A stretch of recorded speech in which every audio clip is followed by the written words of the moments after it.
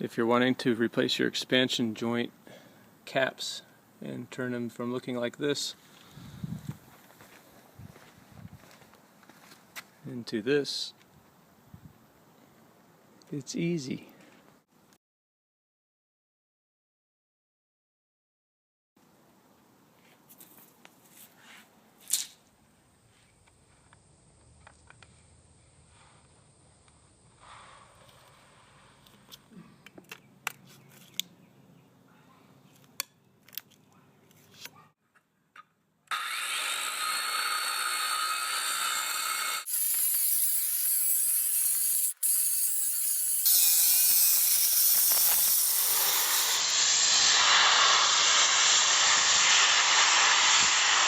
Like this, get it loose, just take them out,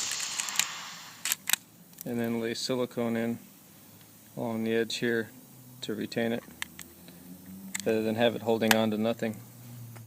Might be some places that overlap like this, where it gets kind of tight and there's no flex in it at all. So if you have a small air die grinder with the diamond blade on it,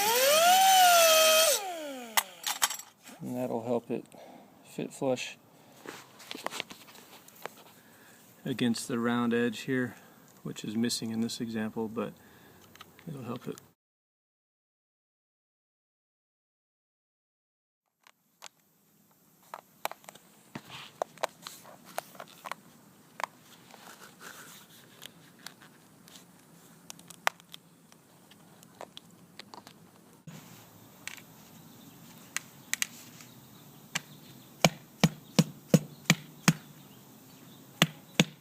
I'm using a weight to hold down the corner for a flush fit because they poured the slab a little bit uneven right at the end, and I didn't want to grind too much, so it ends up working out pretty good.